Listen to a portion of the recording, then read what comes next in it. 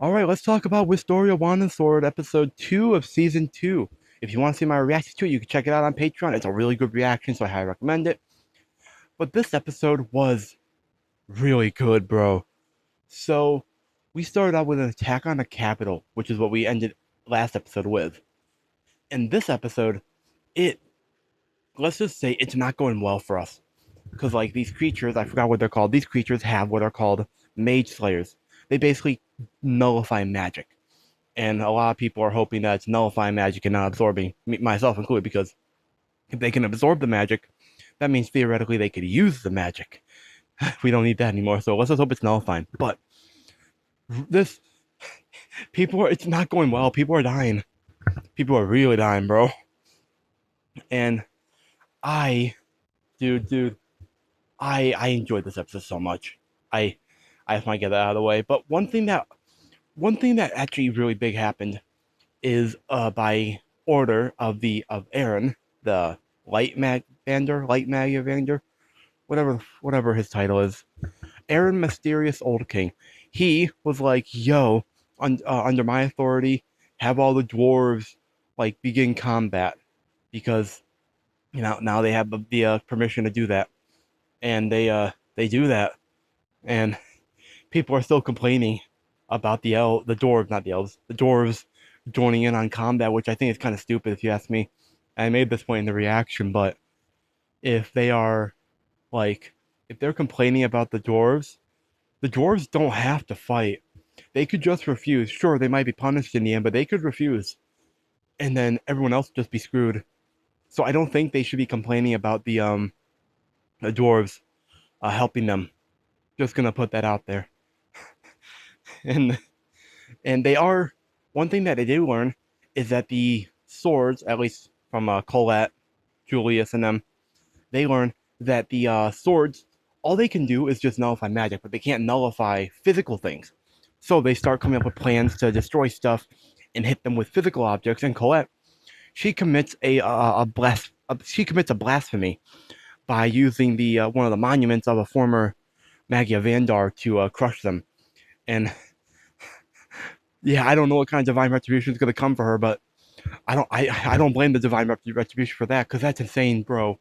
Just picking up a giant statue and be like, "Yo, I'm just gonna crush you with the statue of a revered figure in our history." Like, damn, dude, damn. And so that happened, and it it really is just looks like a hopeless situation. One thing I will say, I'm not a huge fan of Aaron, the light guy, Light King, whatever the fuck his name is, because he's like, yes, I expect you, all the Magia of Andar to stay in this tower, not leave at all, and just be like, "Yo, let the civilians die because if any of us die, the celestial host will invade."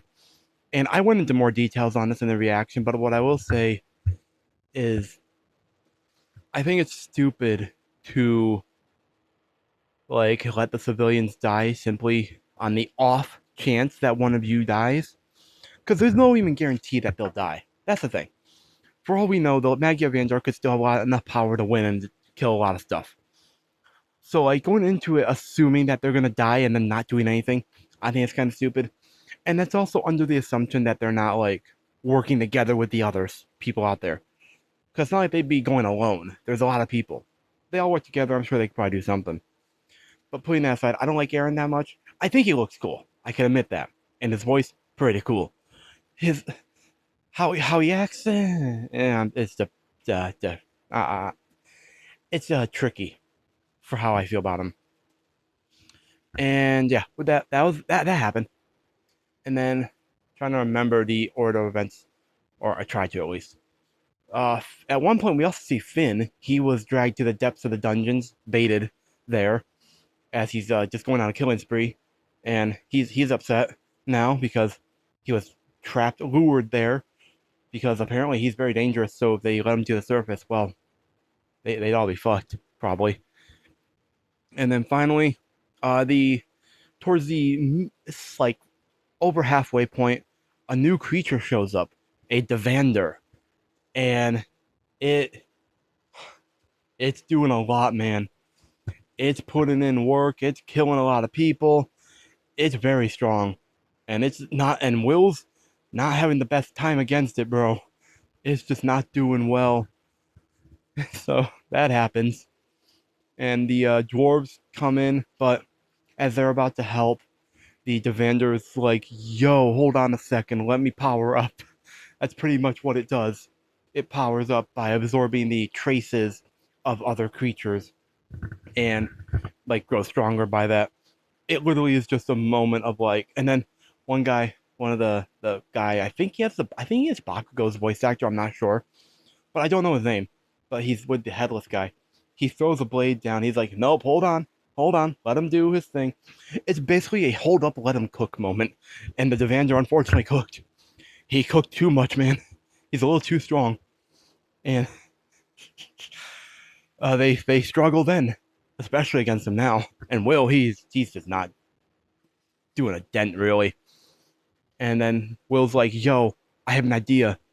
Send magic into my sword." And Rosti shows up. He's like, "Yo, here's some magic." Doesn't work. The Devander blocks it and then cuts off Rosti's arm because, of course, you got to kill off the guy that's doing all the work. That's helping a lot, man. Like, and he didn't die yet. But then he decides all day. He's like, "Oh, Kiki, go to Colette. I'll protect your master." Then he sacrifices himself. He lets himself get stabbed, and then he apparently in one arm shatters, and that should lend credence to the theory that a lot of people have that Rosti is an Elfie clone. Now, I wanted to spend the last like minute or two of this video talking about that, so I talked about this in the reaction as well, but I'm gonna reiterate here. I was gonna say it, just leave it in the reaction, but now I'll talk about it here. I don't think Rosti is a clone. Still, even after this episode, I don't. Because, yes, his arm shattered. But, and there was no blood from that. But, his arm was cut off. His other arm was cut off. His right arm was cut off. And there was blood. You can't, you can't have one arm shatter and then one arm have blood and expect me to not think something different is up and that he's not a clone. Because I still don't think he's a clone. For now. Because I am of the belief that unless proven otherwise, I'm not going to jump to conclusions. And it has not been verbally told to us that he is a clone. And they aren't helping their case by making me uncertain of if he's a clone or not by having one arm bleed and then one arm shatter. Because, like, I saw the blood in his right arm when it was cut off. Blood. Not ice, not water even. But then his left arm just shatters when he, like, dies, but that doesn't make sense. He should still bleed. Like, I don't know. He still bled. Like, I'm not gonna harp on that, but what I am gonna say, I don't think we should, even if hypothetically, even if he was a clone of Elfie, I don't think just calling him that is like helpful. If only because, despite everything, if we're still calling him just a mere clone of Elfie, like making the joke, "Oh, he's a clone of Elfie," and like that's it, like come on, man. I how do I put this? I put it a different way in the reaction, but I want to try to be a little nicer out here. If Rosti hypothetically is a clone, who cares if he's a clone of Elfie? Because as far as we have seen, he does he helps out. He's a good friend. He does his thing for us. He's helped us out quite a bit. Not Elfie. It was Rosti. Even if Rosti is a clone of her, it's Rosti doing all the work physically. I don't think we should boil him down to a mere clone. That's what I've seen a lot of people do online, especially in some of the circles I run in. Is he's boiled down to a clone essentially, and they like don't give him the credit that he deserves as a living being, because he is a living being. He I would wager if he is a clone that that he's sentient. Like he doesn't need Elfie to control him. If he's a clone, I still don't buy the fact that he's a clone. I still don't buy it until it's proven otherwise. Like physical, until it's told through the story, like word for word, Rosti is a clone. I'm not gonna believe it.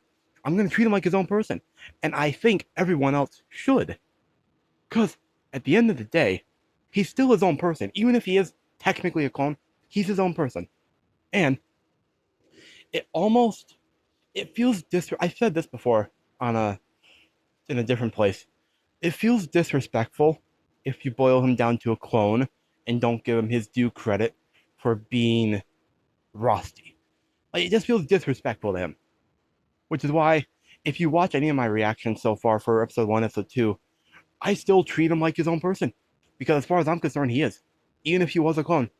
He's doing the work. He's physically doing the work. He's showing up. He's talking, not Elfie. That's where I'm at with this. And I'm sure if people made it this far in the video, that you probably have thoughts about this. And quite frankly, go ahead, tell me what your thoughts are in the comments down below. But you're not going to be able to change my mind. Especially if you try to point out coincidental things. Like, yeah, coincidentally, keyword here, coincidentally, when we've seen Rosti, occasionally Elfie will be sleeping. And we've also seen Rosti say something and then transition back to Elfie. That's a coincidence, not proof. I'm starting to think the phrase media literacy is dead might actually be true if people assume a coincidence is proof. Coincidences can add up, but they're not hard fact. They're not proof. They're just coincidence. They're assumptions.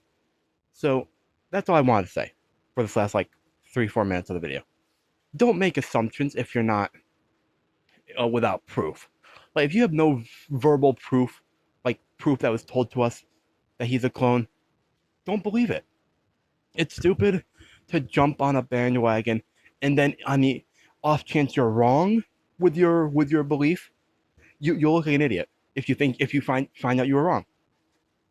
And sure, you might be vindicated if you find out you were right, but I just don't think we should. I don't think we should be just disrespecting his character like that, especially not after he sacrifices himself for us.